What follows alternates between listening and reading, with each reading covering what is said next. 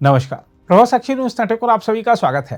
कांग्रेस समेत विपक्ष के तमाम नेता प्रधानमंत्री नरेंद्र मोदी से सवाल पूछ रहे हैं कि पहलगाम में हुए आतंकवादी हमले का बदला कब लिया जाएगा।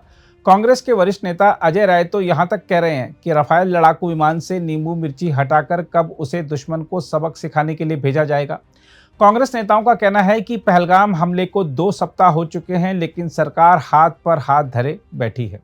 यहाँ सवाल उठता है कि क्या कोई छेड़ेगा तो हम छोड़ेंगे नहीं कि बात कहने वाली मोदी सरकार वाकई हाथ पर हाथ धरे बैठी है। सवाल यह भी उठता है कि पाकिस्तान के खिलाफ कार्रवाई करने में लग रहे समय को लेकर सवाल पूछ रही कांग्रेस को क्या इंदिरा गांधी का कार्यकाल याद नहीं है।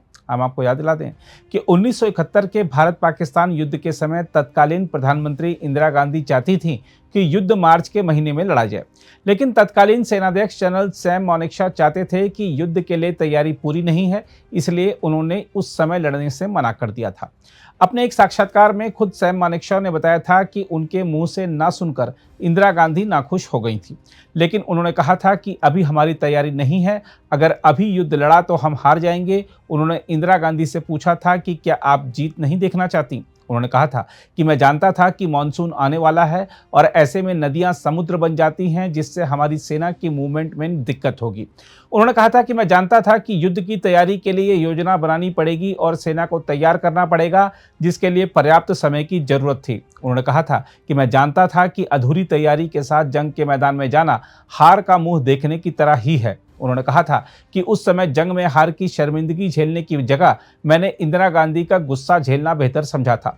सैम मानेकशॉ ने बताया था कि मेरे जवाब के बाद इंदिरा गांधी ने मुझसे कहा था कि जब आप युद्ध के लिए तैयार हो जाएं तो मुझे बताना। हम आपको बता दें कि इंदिरा गांधी को मना करने के 7 महीने के बाद सैम मानेकशॉ ने युद्ध के लिए हामी भरी थी और पाकिस्तान से पूर्वी क्षेत्र को अलग कर दिया था, जिसे बांग्लादेश के नाम से जाना जाता है। देखा जाए तो 1971 और आज की स्थितियां बिल्कुल अलग हैं, इसलिए उस समय जो 7 महीने लगे थे उतना समय इस बार नहीं लगेगा। लेकिन फिर भी ऐसा तो हो नहीं सकता कि 7 घंटे में ही कोई देश अपनी सेना को युद्ध के मैदान में उतार दे। सेना युद्ध के मैदान में उतर रही है तो पूरी तैयारी के साथ ही उतरेगी, क्योंकि जंग जीतने के लिए लड़ी जाती है। विपक्षी नेताओं के सवालों से परेशान होकर सेना को अधूरी तैयारी के साथ मैदान में नहीं उतारा जा सकता। यह बात बड़बोले नेताओं को समझनी चाहिए। कब हमला होगा कि रट लगाने वाले विपक्षी नेताओं को पता होना चाहिए कि प्रधानमंत्री नरेंद्र मोदी सेना को कार्रवाई के लिए पूर्ण रूप से छूट दे चुके हैं। इसलिए अब यह सेना को ही तय करना है कि कार्रवाई कब और कहां होगी और किस स्तर की होगी। इसलिए रोज रोज सवाल पूछकर पाकिस्तानी मीडिया में वायरल होने की चाहत रखने वालों को चाहिए कि वह भारतीय सेना के साथ खड़े हों और राष्ट्रीय एकता को किसी भी सूरत में तोड़ने की कोशिश न करें।